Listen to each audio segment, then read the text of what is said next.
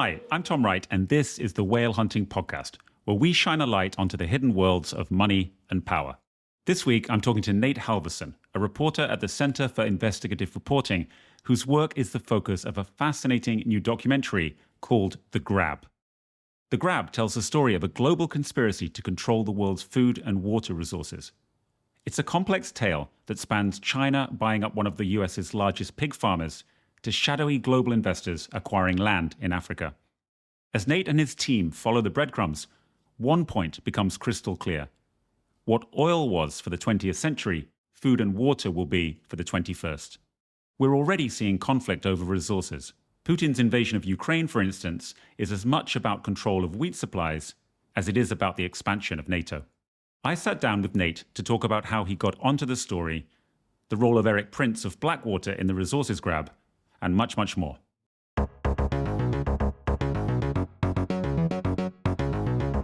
So Nate, welcome to Whale Hunting. Yeah, thanks for having me on.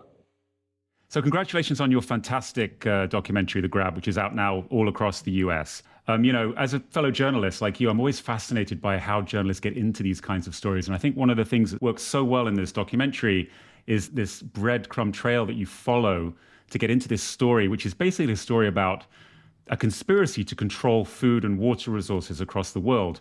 Just tell us a little bit about how you started on this journey and how it led to the bigger picture story that you end up telling. Yeah, so I was working on a PBS Frontline documentary with Lowell Bergman, sort of legendary American investigative journalist. And we were looking at organized crime in Macau. And so Lowell had sent me over to Macau and Hong Kong for like 6 weeks to live over there and dig into things. And so I'd gotten this background on the Hong Kong Stock Exchange and how to dig into it and pull out financial records. And so when I got back, it was around the time that China's largest meat company had purchased Smithfield Foods, which is the world's largest pork company and is based in Virginia. And so the US Congress was sort of saying like, wait a minute, so is this just, a big Chinese company buying a big American company and it's just business as usual? Or is the Chinese government involved? Is there something deeper behind it? And so that's where I got in. And I went and I met with the folks at the US pork company. And ultimately I traveled to China, to like the Nebraska of China, to Henan.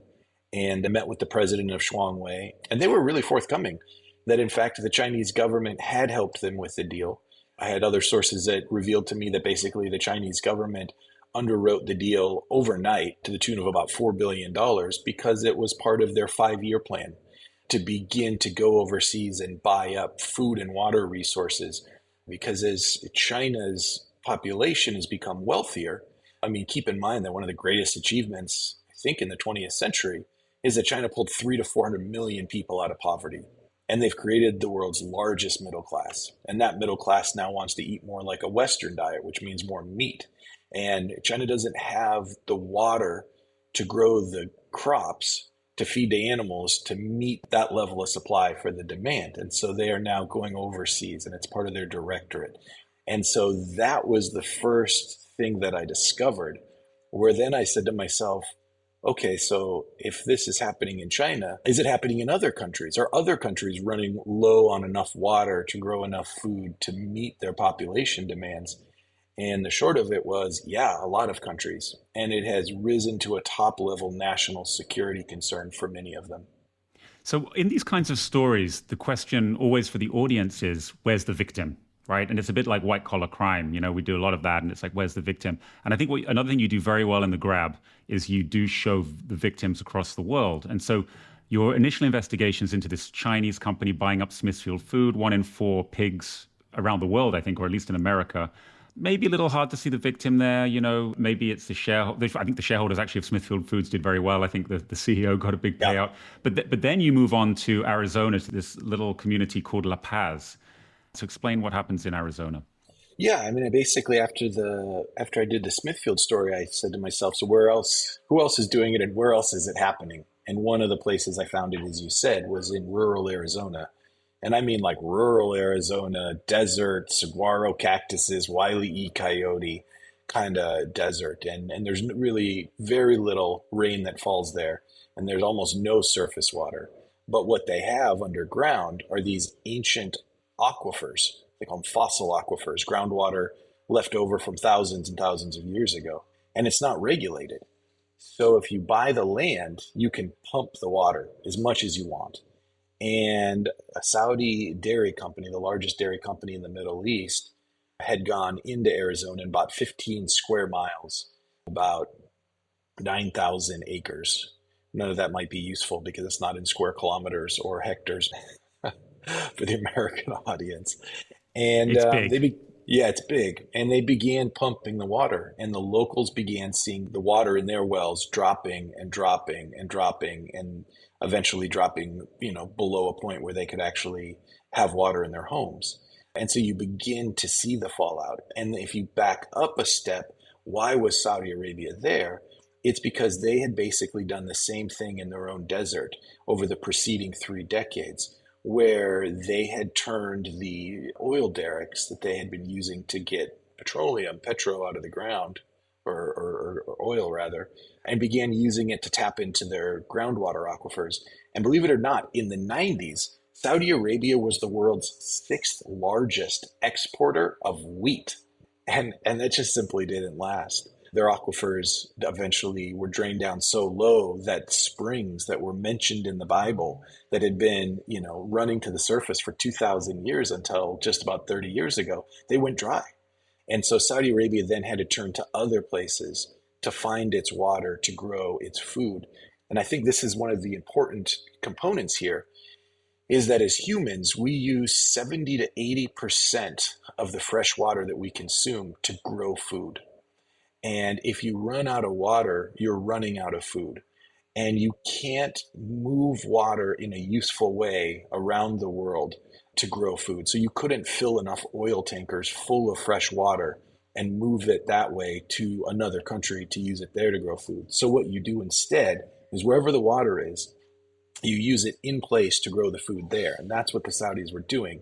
They were growing hay in rural Arizona and then shipping it to Los Angeles, putting it on shipping containers and sending it all the way to Riyadh to be fed to dairy cows.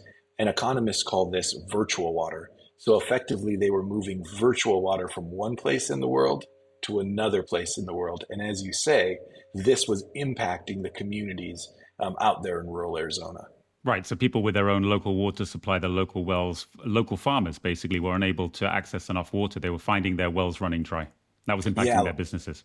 Exactly. And a lot of it was, like retirees from California, nurses, other folks. I mean, just from all over California, other parts of the United States had gone to this beautiful, picturesque place. And they were seeing that their water was being taken and that their biggest savings in their lives, their homes, were going to be effectively worthless. Because if you don't have water in your home to shower, to cook, to wash clothes, your home value really just drops, it plummets. So who's benefiting here in Arizona from allowing the Saudis in and allowing them to do this? Well, this is one of the other discoveries I made along the journey. Was initially I broke that story about the Saudis in the desert way back in 2015, and it got a lot of national and then international attention.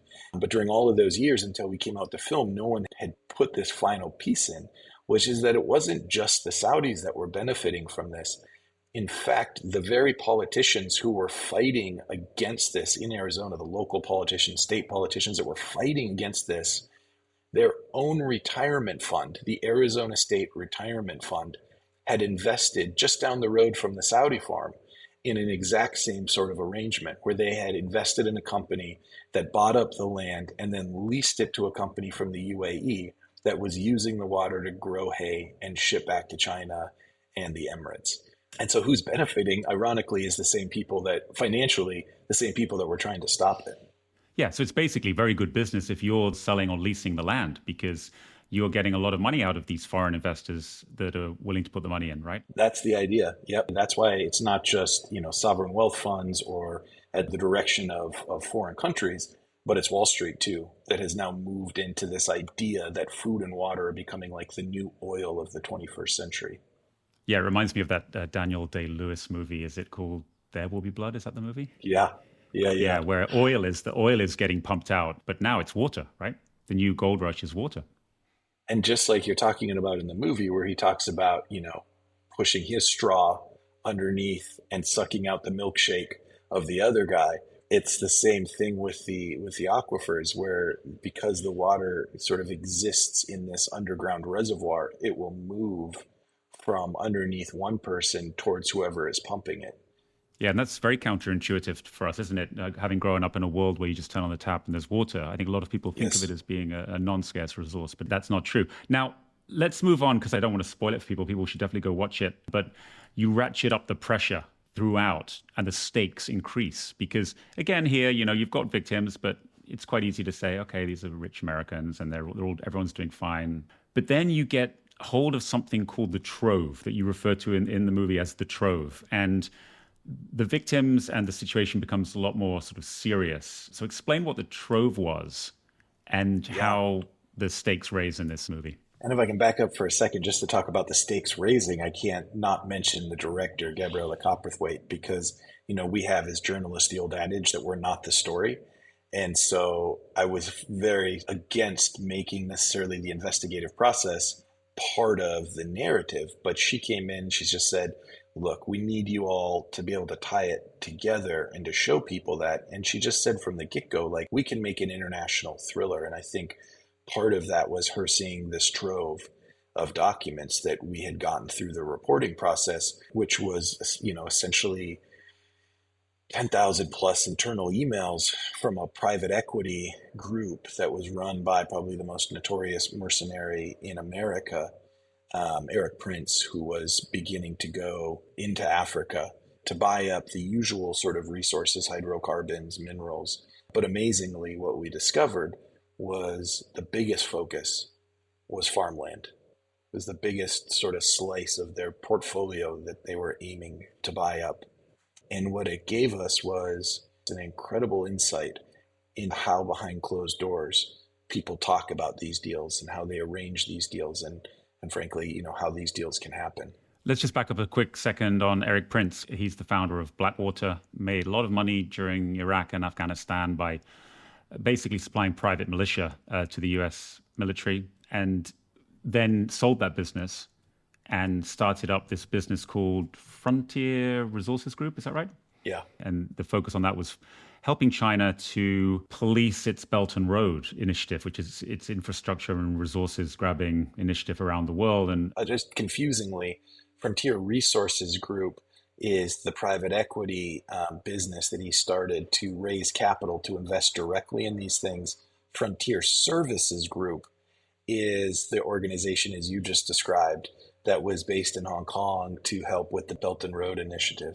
okay, so I've confused the two things there. But basically, Frontier Resources Group is the one that it's not a source of yours, basically accesses the email servers and gives you the email server. That's what happens, right? I wouldn't ever comment on how the information was accessed or how I got it, but it was FRG or Frontier Resources Group whose emails ultimately we became in possession of. Okay, and then going through, I imagine thousands, tens of thousands of documents. I mean, as a reporter, Yeah. I've had emails dumped on me before, and it's like looking for a needle in a haystack, right? The needle in a haystack. There's so much information in there. And as a journalist, you say, okay, so what's just a person's personal business that doesn't need to be aired? And then what's newsworthy?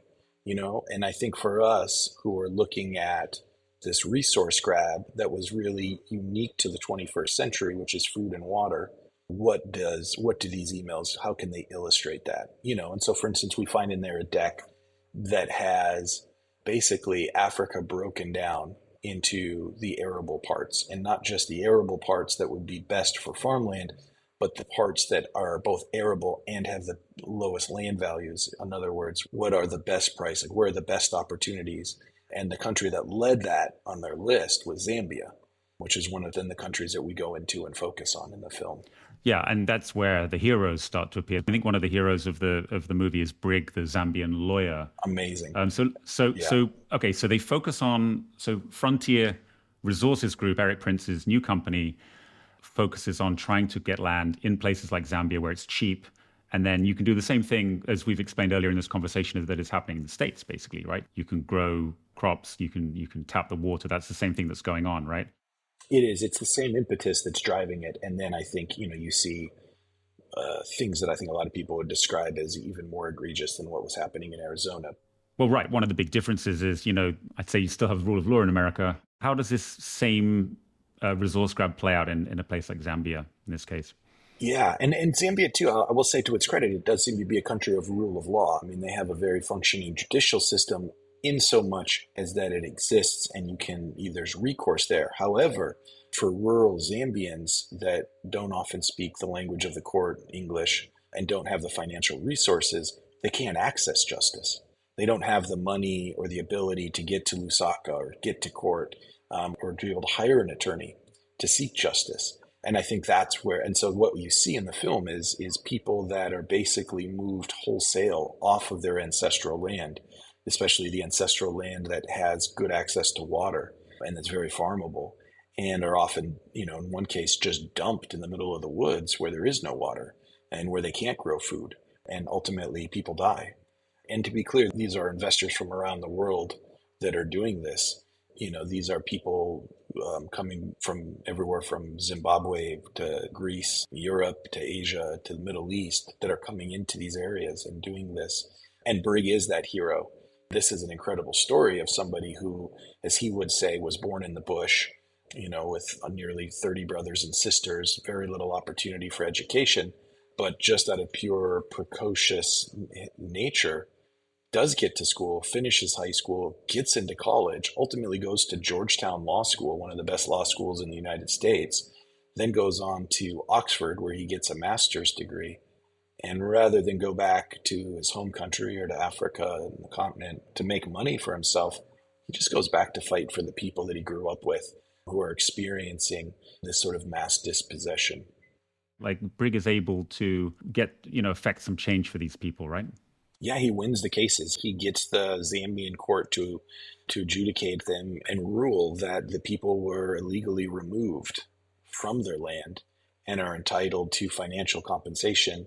And right now it's in front of the Supreme Court, the final decision just being whether or not the people get the same land back or they have to be compensated so they can buy land somewhere else. But as Brig always says, there is this often quoted stat in the UN and elsewhere that says Africa is home to 50 to 60% of the arable land left to be, under kind of fall under till to be moved into modern agriculture. But as Briggs says, there are people there. They're farming it for their needs, for their families. And so this idea that there's this available land, he would say there isn't. And so that's where that is now. So with Briggs' help, these communities have been able to access justice. And ultimately, the rulings were that they had been wrongfully removed. One thing that struck me watching the movie was that's very much like neo-colonialism, right? It's like the same kind of thing that we saw happen, throughout the ages with the East India Company, the British, the resource grab that happened around the world. But at the same time, it's slightly nuanced, this picture, isn't it? Because we started by talking about how the Saudis are investing in the US and China is investing in the US. That's how you started out on your whole investigative journey. So it isn't quite as clean cut as colonialism would have been in the past. Of course, we're seeing the same thing play out today in Putin's invasion of the Crimea a few years ago, and also the war in Ukraine, right? Ukraine's a huge wheat producer. So the geopolitics of this is fascinating, isn't it? Yeah, no, it absolutely is. I mean, that was one of my entry points, was to begin talking to the U.S. intelligence community who were doing higher and higher level intelligence estimates, or turning to the DoD or to folks within the NATO community, military people there who are now running war games based around food and water conflicts. Just within the last 10 years, this has risen very clearly, not just in countries like China or countries that experienced the Arab Spring that was, in large part driven by rapidly rising food prices that toppled governments. But now even in the West, this recognition that food and water have become these top line issues that drive conflict. And as you say, in Russia and Ukraine is the breadbasket of Europe. And it's been strategically used for decades, centuries, really, to control food production across this region of the world.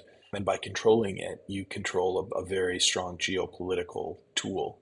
And now, as the world is moving into a place where food supplies aren't just regional anymore, but they're global. And so that by controlling Ukraine, you're not just controlling the food supplies for, let's say, the Slavic people.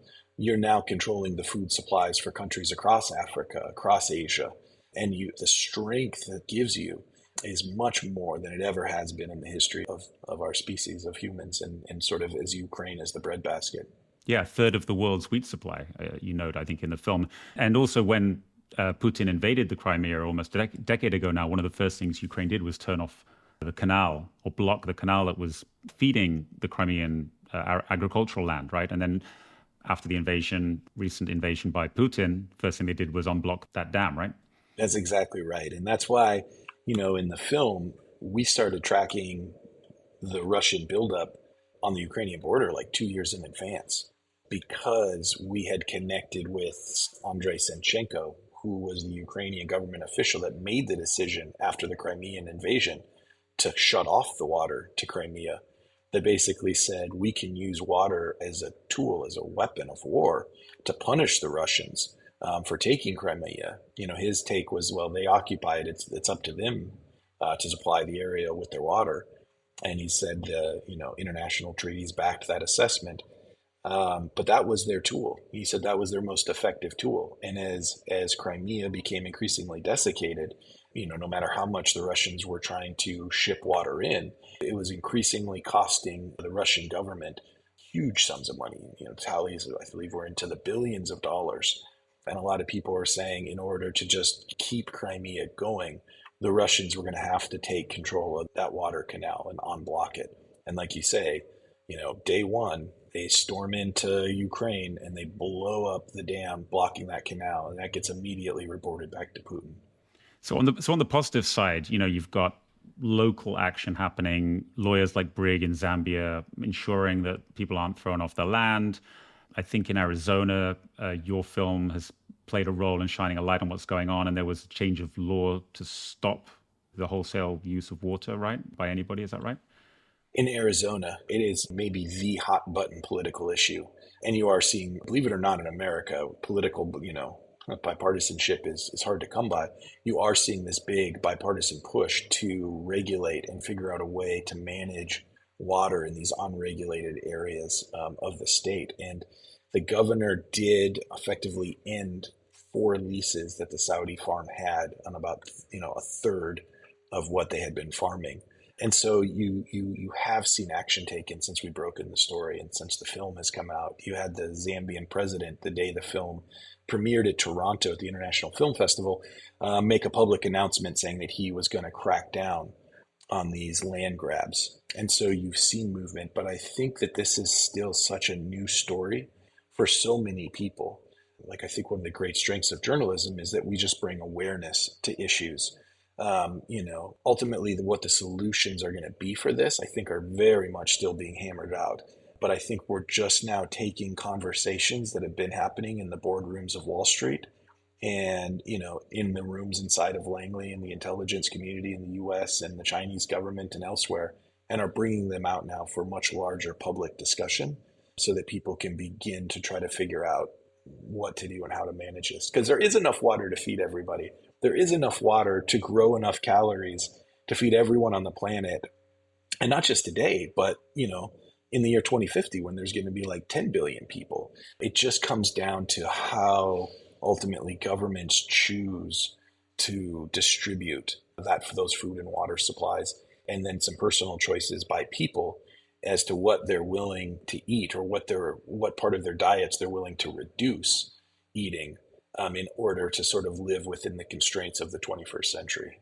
So there's that glass half full approach, and then we're journalists, so we like to focus on the glass half empty, and I think that's how we get our material. And in this case, we've talked about things like Russia, and wars have always been obviously for a large part based on resources, but also climate change. These two things coming together. That's the glass half empty, is that these kinds of conflicts are going to intensify over time just because of geopolitics and climate change. Yeah, and I think the climate change one is an interesting component here, because this trend that we've been talking about now is not actually driven by climate change. It's really driven by somewhat a global population that's growing, but really a global population that's getting wealthier and eating more meat. And meat just requires so much more water to produce that we don't have. I got a classified cable from the US government when they did a tour of Nestle in Switzerland, which is the world's largest food company. And in that, the chief economist told the folks at the US Embassy that if the rest of the world ate as much meat per capita as Americans do, we would have run out of fresh water in the year 2000. And that's the world's largest food company. And they're also saying, we don't want to say that publicly, but we're telling you that. Well, this is why China it's obviously when China burns more coal for its power plants, for its growth, or it cuts down more trees. Its defense is always, well, you did that. You cut down all your trees in the Middle Ages. You're already eating much more meat than us. That's twice as much meat. The Western diet has about twice as much meat per capita as China does. And so this trend is happening regardless of climate change. Unfortunately, climate change will just make it that much worse, right? Because what you're ultimately then going to have is you have basically a runaway train. And climate change basically means that runaway train is now going down the side of a mountain, downhill, because you're going to find that you're going to get increasing droughts, and you're going to get increasing temperature, and you're going to get increasing floods. And so all three of those things have the potential to destroy, swaths of crops across whole regions. And what analysts in the intelligence community worry about now as food supplies get tighter and tighter is that you would have something called a multi-breadbasket failure, where let's say you had a drought in a country like Brazil that exports a great amount of food. And then you had a heat wave across the Midwest of the United States that scorched and killed a bunch of crops. And then you had a massive flood across India that killed a lot of their crops. And now all of a sudden you have three major regions of the world that produce a substantial amount of the food that we eat, all having down years. And it sets us up for a very calamitous event where food prices could skyrocket, malnutrition and hunger around the world could shoot up, and people take to the streets because they're pissed, because they can't feed their kids and their families. And they rise up against their governments. Fragile governments collapse. You now have mass migration of people moving out of failed states. That puts pressure on nearby fragile states, and you see a domino effect. And that's the world that the intelligence community really worries about. Just to finish, I want to talk about Gabriella Copperthwaite, the director. You mentioned her earlier. She's obviously well known for being the director of Blackfish, the documentary about the orcas in SeaWorld, the killer whales in SeaWorld that ended up killing some people. But she's the director of this. And you mentioned that she pushed you to make the journalism more front and center of this documentary. And I think she did a great job there, because I think that your quest that you're on and that you're on with your team, it really does help tell the story, because it is a very confusing and complex and multifaceted issue. So congratulations for the grab. It's a fantastic movie. Can you just tell people where they can watch it if they're interested in getting a hold of it? Yeah. So in North America, it's streaming on Apple, Amazon, all of the places. It's been the number one doc in the Apple store now for a couple weeks running, which is great since it premiered. Our friends overseas have to wait a little bit unless they've got a VPN or are coming here to North America. And we're actively working with folks from Australia, through Asia, through Europe, to be able to get the film into those markets so that everybody can see it. And I think it's important because, if you're in Australia, you've been seeing China come in and buy up a lot of agriculture and it becoming a big political debate there. In Singapore, the Sovereign Wealth Fund has put a lot of money into technology to try to create meat-like products or meat products with a lot less water. And then throughout Europe, you have the Ukraine-Russia war. So we're hoping to get it out there real soon. But it took 18 months to get it here in North America. So these things just take time. Well, congratulations again. And I can't wait to see where this story takes us. Thanks so much for having me on. I really appreciate it. That's it for this week. And thanks for listening. The best way to stay up to date with whale hunting is to hit follow wherever you listen to podcasts. And you can also subscribe to the Whale Hunting newsletter for updates on the shadowy lives of the powerful and ultra-wealthy at whalehunting.projectbrazen.com. That's whalehunting.projectbrazen.com. Whale Hunting is a production of Project Brazen. It's hosted by me, Tom Wright, and Bradley Hope. It's produced by Megan Dean and Claire Urban. At Project Brazen, Mariangel Gonzalez is our project manager. Ryan Ho is the creative director, with additional design from Andrea Claridge.